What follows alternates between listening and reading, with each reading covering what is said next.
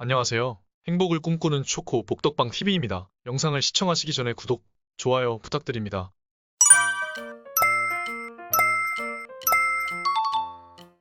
22년 3월 9일 20대 대통령 선거를 치렀습니다. 대선 결과는 이재명, 윤석열 후보 박빙이었고 윤석열 후보가 당선이 되었습니다. 투표율은 77.1%이고 전국 개표 결과는 윤석열 48.56% vs 이재명 47.83%로 0.73% 차이입니다. 윤석열 당선인은 웃고 이재명 후보는 안타까운 결과네요. 오늘은 윤석열 대통령 당선인의 공약을 간단히 살펴보겠습니다. 수많은 공약 중에 부동산 공약 내용을 알아보겠습니다. 수요에 부응하는 주택 공급, 크게 보면 현 정부의 부동산 규제 정책을 완화한다는 내용입니다. 5년간 250만 호 이상 주택을 공급하고 그 중에 수도권에는 130에서 150만 호 공급합니다. 재건축, 재개발, 리모델링에 따르는 여러가지 규제도 풀어준다는 공약입니다. 재건축 초과이익 부담금이 3천만 원 이상 개발 이익 발생 시에는 현재 10에서 50%인데 얼마까지 풀어줄지 궁금하네요. 현재 핫한 둔촌주공 재건축 아파트의 경우에 초과이익 부담금, 용적률, 분양가 상한제 등등 여러가지 문제들을 지켜봐야 할 듯합니다. 재개발, 재건축, 리모델링 활성화 정책, 지금까지 재개발,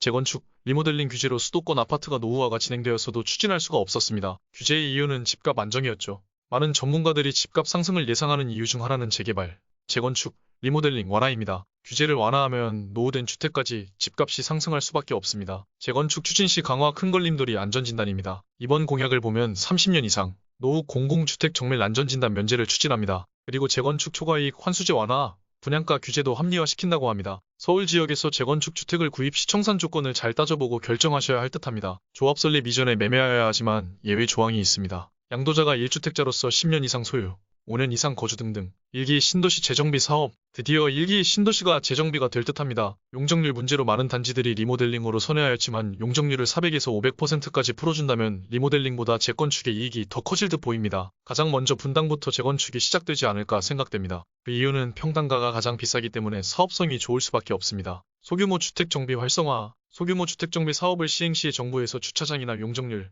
층수 제한 등을 완화해 줄 계획입니다.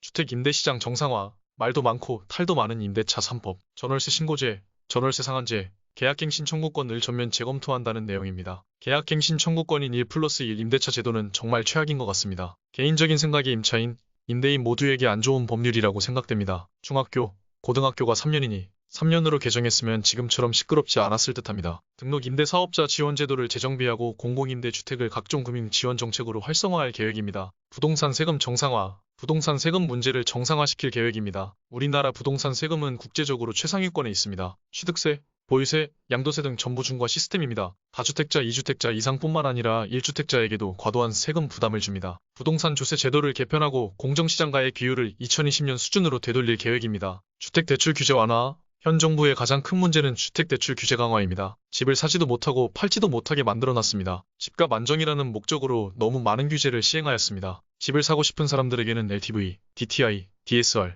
차주 DSR 등등, 집을 팔고 싶은 사람들에게는 취득세, 양도세 중과를, 결론적으로 돈 있는 사람들에게만 좋은 정책이었습니다. LTV 규제를 단순화하고 주택수에 따른 규제 방식을 전환할 계획입니다. 신혼부부나 생애 최초 주택 구매자에게는 여러가지 세제 혜택을 줄 계획입니다. 외국인 주택 투기 방지, 내국인들이 각종 규제로 부동산을 쳐다만 볼 시기에 외국인들에게는 부동산 규제가 없었기에 중국인들이 풀 레버리지를 이용해서 엄청나게 주택을 많이 사들였습니다. 외국인에게도 주택 허가제를 도입하여 주택 투기를 방지한다고 합니다. 여기까지 윤석열 당선인의 부동산 공약을 알아보았습니다. 공약 내용을 보니 부동산 시장 안정화에 초점이 맞춰져 있습니다. 각종 부동산 규제보다는 자본주의 시장 원리에 맞게 수요와 공급 정책으로 방향을 잡은 것 같습니다. 부동산 투자를 계획하고 있으신 분들은 공약 내용을 잘 따져보시고 진행하시면 좋을 결과가 있지 않을까 생각됩니다. 제 영상을 시청하시는 분들에게 조금이나마 도움이 되었으면 좋겠습니다. 오늘도 행복하고 즐거운 하루 보내세요. 마지막으로 구독, 좋아요 부탁드립니다.